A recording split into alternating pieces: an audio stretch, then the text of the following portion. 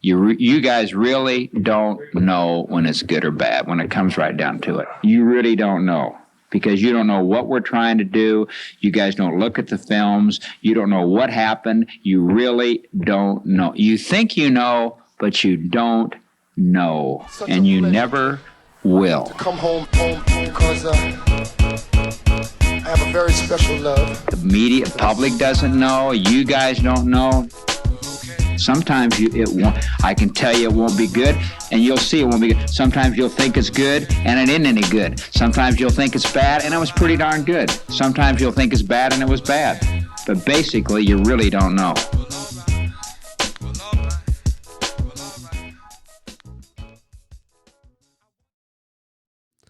Welcome back to the Packers Corner, Beta Boys Weekly Podcast. We're here joined again by our typical guests and joined once again after a Packers loss. They did it again to us. Thought maybe after a week off after the Jets debacle, they might turn it around and right the ship.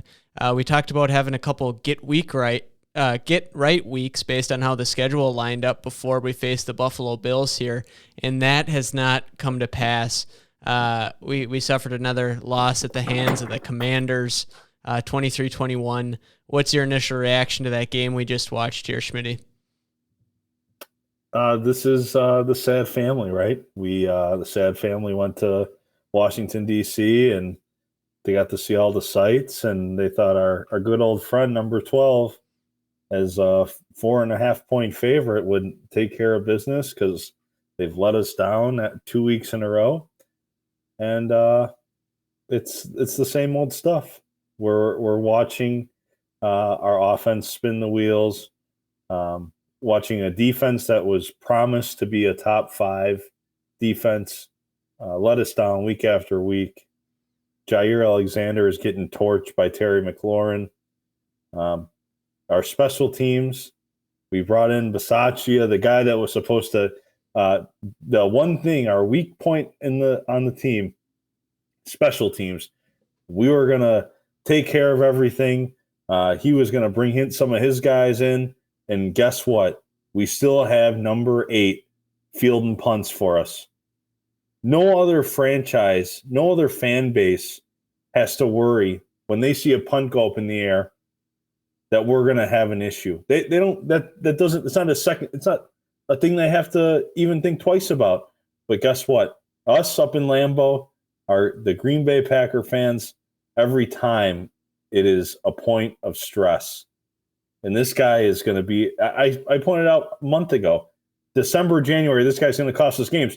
Thankfully, there's not going to be games in January for us to play, so it's not going to matter. But this guy shouldn't even be on our team. Get him out of here. Did you see Aaron Rodgers? I'm sorry, Griffey. Hold on. And Aaron Rodgers, shame on you. Shame on you for being the guy that everything works through you. You have all this Zen attitude. Where's some fire? Where is some fire from you? This is your last season with us. Have some goddamn pride. And he doesn't. Go ahead, Griffey. Well, I was going to say you're way too far prophetic for my liking. You detailed the situation of us and the sad family after the Commanders game before it even happened. You told us what Amari Rodgers was going to do to us. I was just going to ask you here if you'd seen the Matt LaFleur post-game press conference, and he was asked about Amari Rodgers and how long of a leash Amari might have. And he said, I know Amari feels bad about this, and we have confidence in him to be able to catch punts. When I heard him say that line, I started to lose hope for the direction of the franchise. But, let's not go too far. We'll see how it comes. What was your initial reaction to the game there, Dad? I was thinking about our podcast during the game. I don't know if you saw my text, Schmitty, but I did. Yeah. My very first duty here on the podcast is a little house cleaning. A couple of weeks ago, I defended Amari Rodgers. Don't worry, he's just coming into his own. He's just getting his confidence back there. Well, my apologies, Schmitty. I was wrong. You were right. How can any performer who who has that kind of incompetence be allowed to keep their job? What signal does that send to the rest of the team? It's just not right. LaFleur has had a history of not making the move when he should have. He should have gotten rid of Maurice Drayton, is that his name, the special teams coordinator last year in December when he crapped all over the bed against the Bears. There's no way that would have been the wrong move to get rid of him right then and there. But no, he hung on to him so that he could lose us a playoff game. And now you got to make a move with Amari Rodgers. I'm sorry, I don't care the GM drafted him in the third round. The worst thing you can do to a mistake is compound it by not correcting it. I'm to a point where you guys in your lifetime haven't seen this, but I hearken back to the Packers of the late 70s and 80s, where this was standard operating procedure, the kind of football that you're watching now. The difference is, I must say, there's talent on this team, but there's something, when you think about it, boys, they had to do any number of things to lose that game. It's almost defies the odds. You have to have a penalty on a returned fumble for a touchdown, which was kind of a bad call. You got to get another borderline 50-50 call on a fumble that looked like a fumble to me. And then you just have to play terrible. Your ace cover man has to absolutely have a terrible day. And plus the kid has to get lucky. I mean, on that third down where McLaurin catches that ball, it's just a hope and a prayer he's thrown out there, and somehow it gets answered. So it's just like a total team malaise where you just make all the plays necessary to barely get beat, and somehow you're missing that inspirational leader. So Schmitty, the guy who's supposed to be inspirational leader, Aaron Rodgers, not getting it done. But specifically, while I end up here on my first little diatribe, he missed our boy Sammy Watkins 2 times wide open for touchdowns. I don't know if you saw those replays on the Dobbs on third down, late in the third quarter, early fourth quarter. He throws it low. Dobbs drops it. On that play, Sammy Watkins ran by the safety, bare naked, wide open, 10 yards behind the defense for a sure touchdown. And on the fourth down in the fourth quarter, that's that play, Griff, that I told Pacific to run for you, where instead of blocking, you kind of stagger your steps like you're going to block and take off. And Sammy Watkins is wide open. So Rodgers isn't seeing the field. So I don't know. Not good. This. Hey, I think the way you detailed some of that gives us a little room for hope if we're going to try and spin things positive. You know, the culmination of things all going the wrong direction, just a complete underperformance. If the team just isn't talented and they aren't there, you know, what can you do? It's clear that they're underperforming, and I don't know if that's, you know, a good thing or a bad thing long term, but it certainly means there's at least hope that they could turn it around. That said, Griffey, that was so frustrating to watch. It got to the point where it was beyond just poor. It became boring for a while there. And it had the feel, you know, you go back a couple of years ago, as we see the Bears play on Monday night. I remember the Packers playing, I believe it was on Monday night, a couple of years ago, and Aaron Rodgers got hurt. Packers were down 17 or 20 points, and Aaron Rodgers leads us back. And the whole time you're thinking, as soon as he trotted out of the locker room in the second half, we're going to win this game. I don't know how, but we're going to win this game. In the last couple of weeks, it's felt like, wow, we're going to lose this game. I really don't know how, but we're going to find a way. And so I don't know how that's completely flipped on its head here. But what do we need to do to get Rodgers to get back and think that anytime that guy's under center, we got a chance? Schmitty's gone into the dark side of the force here. Dark side Schmitty there. Shame on me. When we were down 9 points and driving, I said, "No, I think we can actually win this." How dare I think that's such an idiot of myself to believe that this man could take care of us another time. when he's proven the last 3 weeks, even going back to the Patriots game, that we are, as our record says we are, good old Mr. Parcells, we're a sub 500 football team. I do want to point out Mr. Gutenkunst's third round picks over the last 5 years, thanks to Matt Schneidman, Warren Burks, Jace Sternberger, Josiah DeGuara, Amari Rodgers, and Sean Ryan. You're not going to win with those kind of numbers. If your hit rate is 0 of 5, what do you expect? Sad. Well, we've been sad, that's for sure. What's the pathway back, Schmitty? Do you have hope? Yes, I do. Sadly, I do. We are spoiled, right? We're Green Bay Packers fans. We've seen a lot of great things from Matt LaFleur over the last 3 seasons. He's really invigorated us.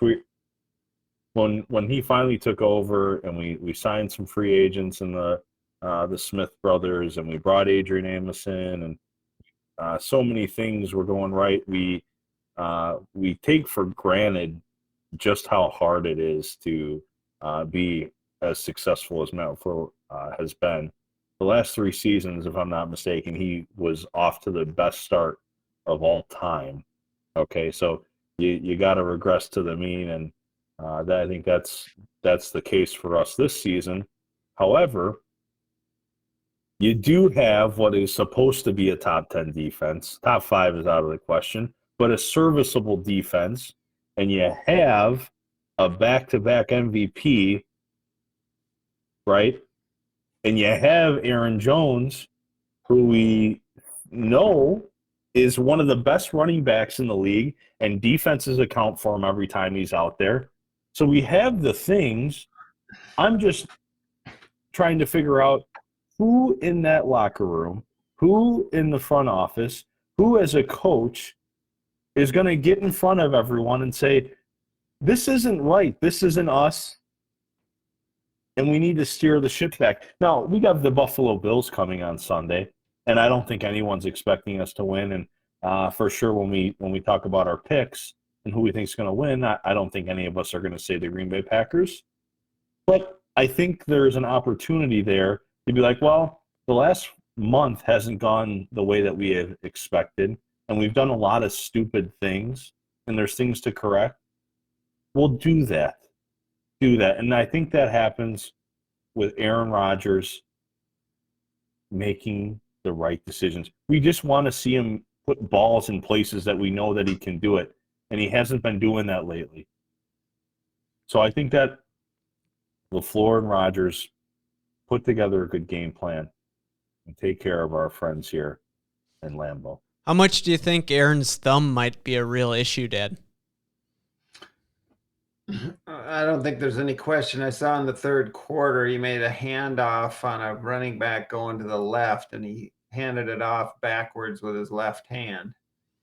And when I saw that, I thought, okay, that is an issue. Clearly, he had some underthrown balls. The one to Dobbs was almost in the dirt, where it's affecting him. So he's out there giving it everything he has. I'm sitting here with a wry smile on my face because, boys, this was the 80s.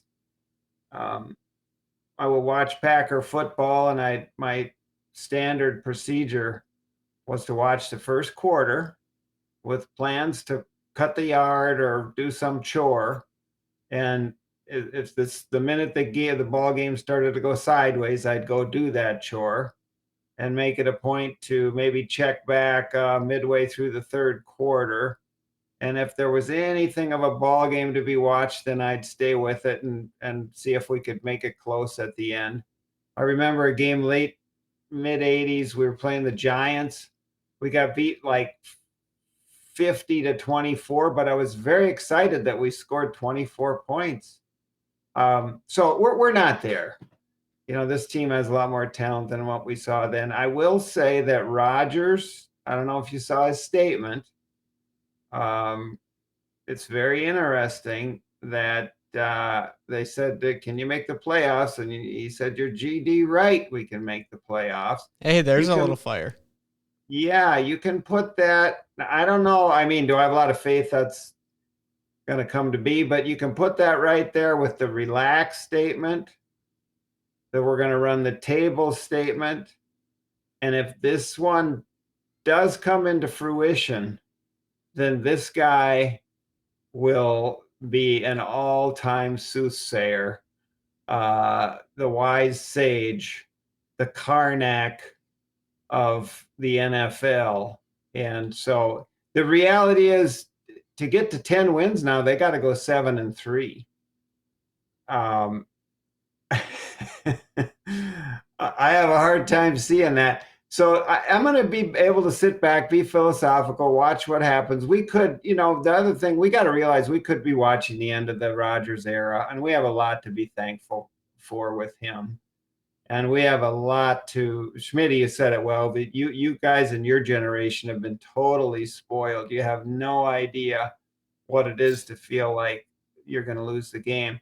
But I have optimism. I don't know if Love is the guy for sure, but I sure am not willing to say he isn't.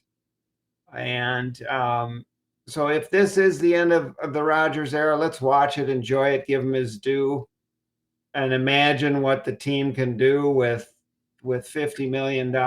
And also Bakhtiari will be gone, and we'll have a lot of relief. I don't want to see David Bakhtiari gone, but it's clear he has a chronic knee. We'll be lucky. And he's played well when he's played this year. So maybe somehow Karnak Rodgers with his ayahuasca can somehow divine our way to this run. It would be great if he does. If not, we owe him the due to watch him ride off into the sunset. So I'm going to be able to be philosophical that way. Well, you're sounding very at peace with the whole deal, and maybe it's a reassessing of expectations, right? The last couple of years we've had Super Bowl expectations. Now it'd just be kind of fun to see us make the playoffs and see what can happen. But you sound a little bit like you have some unconditional love for what Rodgers has done for us there. You're turning a page. Colin Cowherd has not turned that page with Aaron Rodgers, and he had just a clip reacting to the Packers season thus far that I wanted to play here. So let's start with the Packers. As you know, I often talk about the Packers. I'm Mr. Negative. Oh, wait, Mr. Accurate. You don't like Aaron Rodgers. No, I don't like some qualities about him. I think he's a great quarterback. So I look at the box score after games. I'm not sure what Green Bay does well. 16 first downs, 0-6 on third down, 38 yards rushing, 9 penalties, never had the football time of possession. I don't know what they do well. It's why I keep betting against them every week. Through 3 quarters, Allen Lazard was the only receiver with a catch. Yes, it's bad, but it's also totally, utterly predictable. The two primary issues both relate to Aaron. This young wide receiver group, we said this before the season, they need a trusting, patient, mentoring Green Bay quarterback, not an eye-rolling, cool, and snarky quarterback. I said before the season, as I picked them to finish second in their division, I don't think Aaron, single guy getting close to 40, struggles with his own family. It's not my opinion. I've heard it and seen it. He's not built for this group. It's not his personality fit. It's okay. Aaron is what he is. He's really good at what he is. The second issue, and I've been saying this for years, you become your quarterback. You take the personality. Josh Allen will run over people. Buffalo is physical. Mahomes is flashy and coachable. That's what Kansas City is. Aaron's a bailer. He's not a baller. When the sun is shining, he's great. When the clouds roll in, he hides. This team is lousy in second halves. They're lousy against adversity and crisis and trouble. The first sign of storm clouds rolling in, they curl up. That's Aaron Rodgers. He's great when he's comfortable. He's passive-aggressive personality guy. He doesn't like conflict. It's eye-rolling. It's finger-pointing. One thing that I disagreed pretty strongly with there was, the implication that Rodgers doesn't do well when the chips are down. I think he's a guy that can rise to the occasion, and he loves being counted out. and that's what we're going to be. So if anything gives me hope, it's that he is just going to be out for blood. It seems very on character for the Packers to have done what they've done and then come out and beat the Buffalo Bills. That would just seem on character for Aaron Rodgers that way. I don't know if it's going to happen. We'll have to tune in and find out. But what's your reaction there, Dad, to what he said about Aaron Rodgers? I guess the one additional thing there that I would point out is that Cowherd said, "What do the Packers do well?" And I don't know if I have an answer for that at this point either. So what was your reaction to that, and do you have anything that you've seen the Packers do well to this point? What the Packers do well is figure out a way to lose right now. They're very good at that, and it's a total team effort.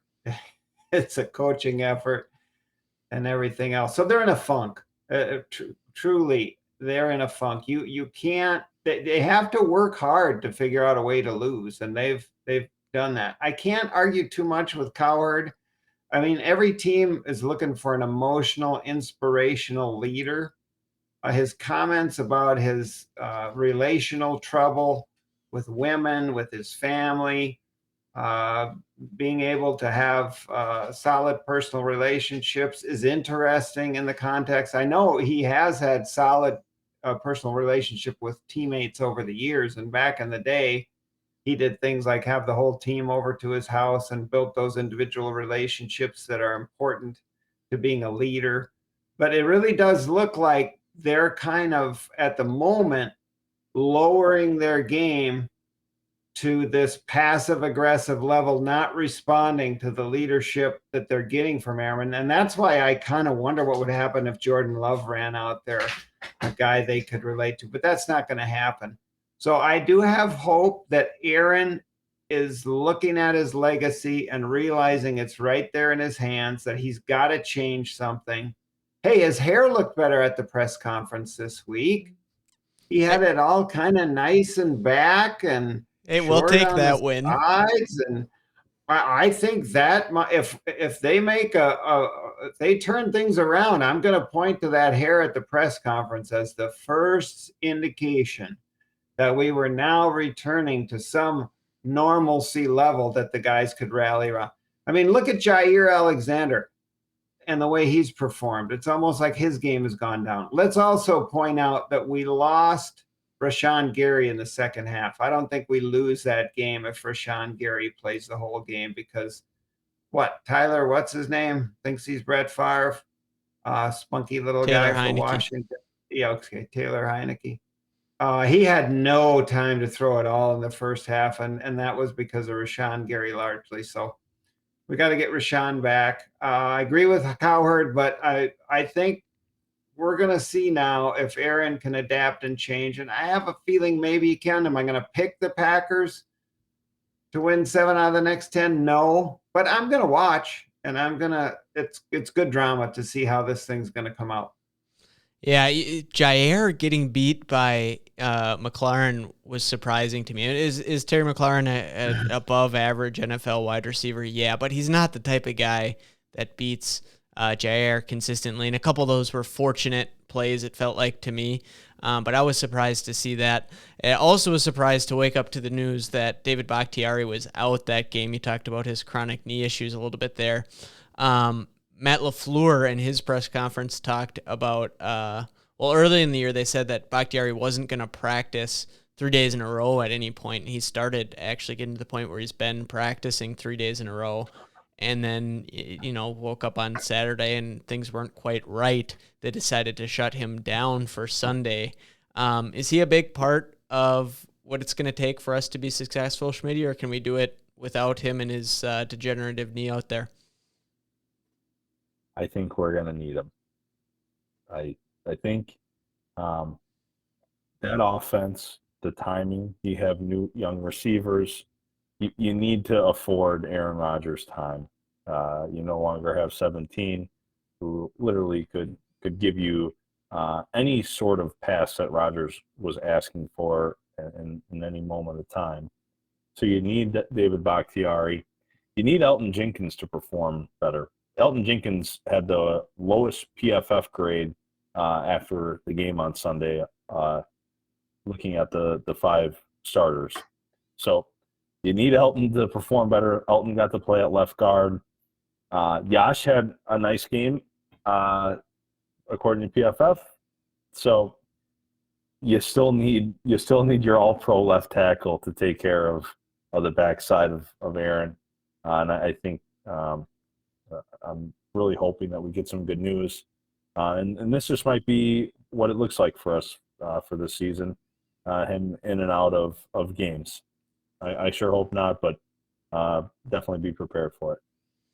The Vikings are sitting at 5-1, had the off week this week. You talked about getting to 10 wins, Dad. Are the Vikings a shoe-in? I mean, they'd have to play pretty poorly on this home stretch here to not get to 10 wins themselves. But they seem, at least in my opinion, to have an inflated record at the moment. Are you penciling them in already for that 10-win spot? Do you think 10 wins gives us a shot in the division? Where are you at on that front? Well, if I had to make a wager with Vegas, I'd put my money on the Vikings. That's for sure. You know, I don't want to see them get it. I'm a Packer fan, but I'm just looking at the schedule. I got it right in front of me here, boys.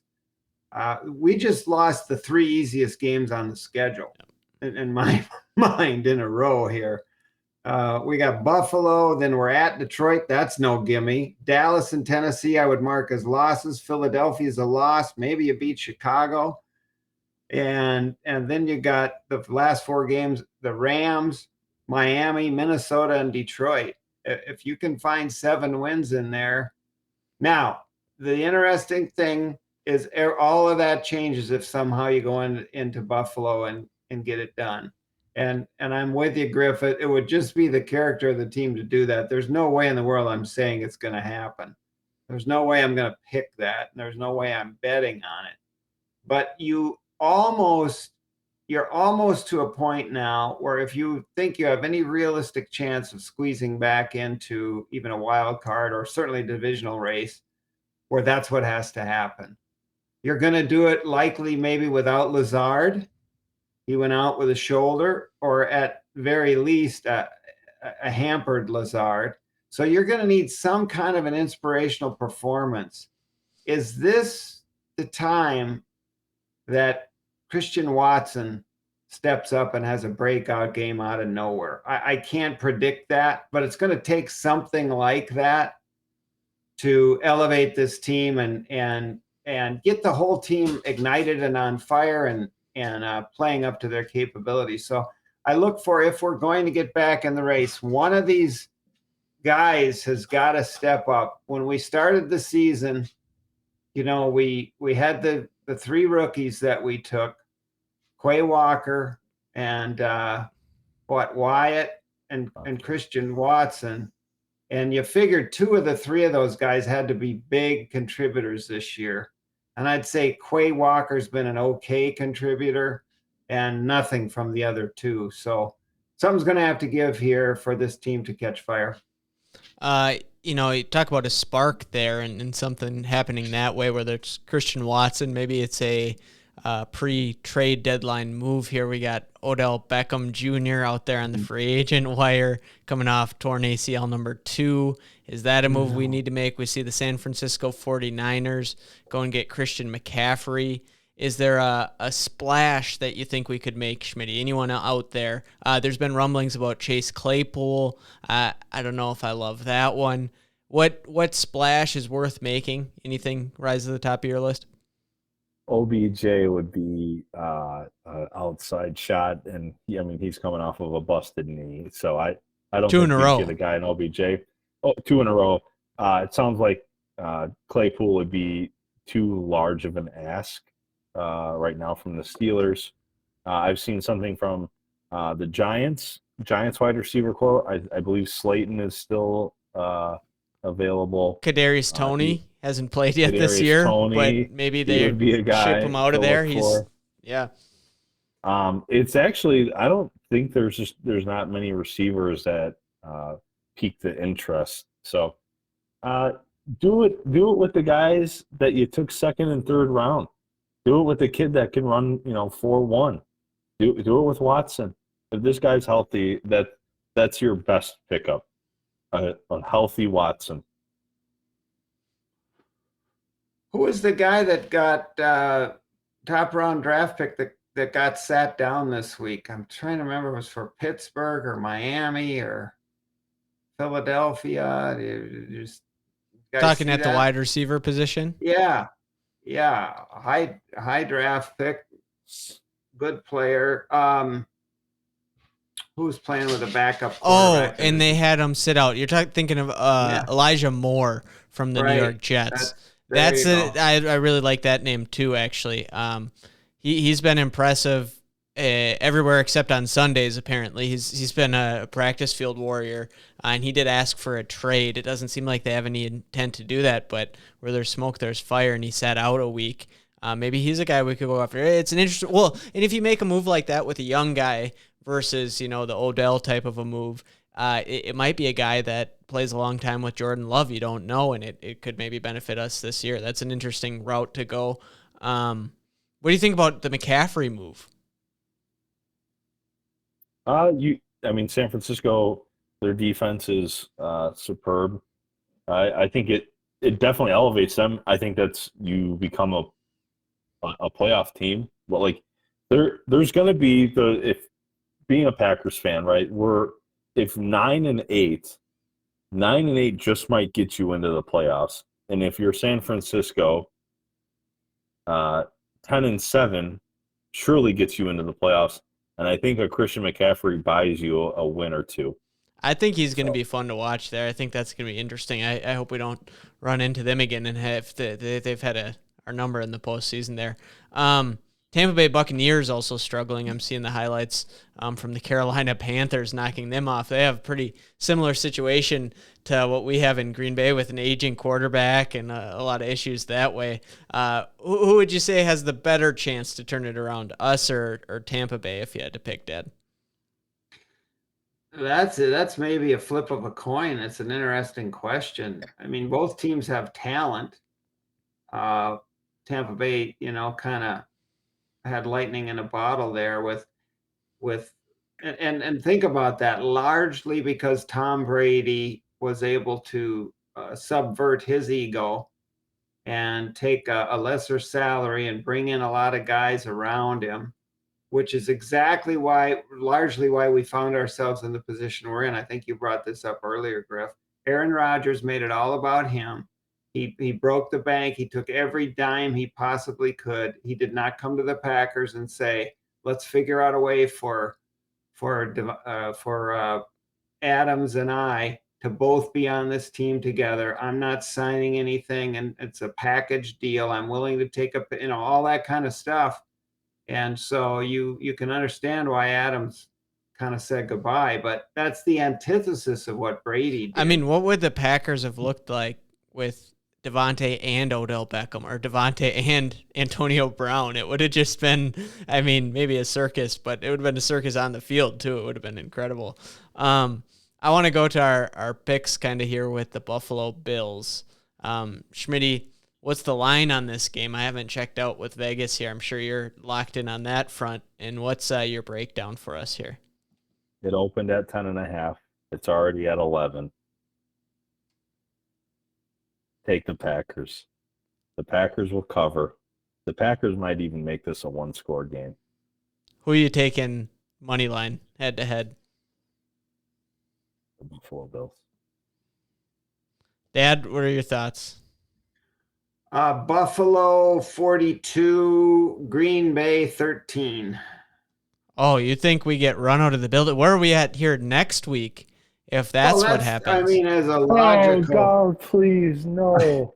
I've picked the Packers to win every game so far this year, so I got to go the other way, Schmitty. Four scores? But if it's 42-13, no. We need to be playing Jordan Love from here on out if it's 42-13. Who just beat San Francisco 44-24? The Chiefs. Was the Chiefs. Yeah, that's what I'm looking at. And I hope I'm wrong, but what else can you glean? I mean, if this is the way we're going to play, that's what's going to happen. And you're all on the Bills. Oh, yeah. Yeah. I think we find a way to get it done. There isn't a biased bone in my body. I just think we go out there and get it done. Why wouldn't we? It's Well, because we probably got no Bakhtiari, we got no Lazard. We don't know if we're going to have Christian Watson. This would be the greatest underdog victory that I can think of right offhand. in the Rodgers era. In the Rodgers era, if not the Favre era. I guess I would have to really scratch my head. And I'm thinking Favre had to have won one when we had no chance. That's just kind of what he did. Well, his first game against the Bengals. Yeah, the Bengals. It would go back to that. You know, Bukowski goes off the field and this kid comes on the field and Rodgers in the second half against the Bears. Yeah. Rodgers has never been a double-digit underdog. That's crazy. That is a crazy statistic. Never in his whole career. That's where we're at. So our back's against the wall. This is a turning point, honestly, for Rodgers' career, but certainly for the Packers this year. But if he ends his career missing the playoffs, one Super Bowl ring, I mean, it's just not an impressive resume for a guy who could have been the greatest quarterback of all time. We all saw the arm talent and the capabilities there.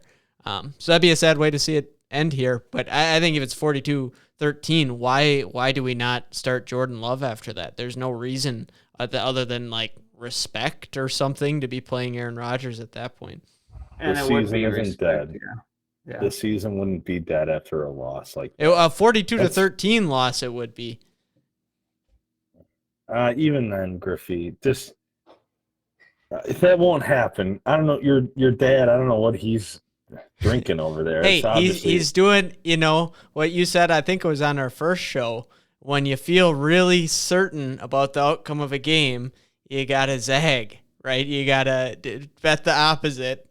And I'm doing a George Castagna. He's manifesting a victory like you wanted here. Yeah, well, what did George do? Do the opposite. Yeah.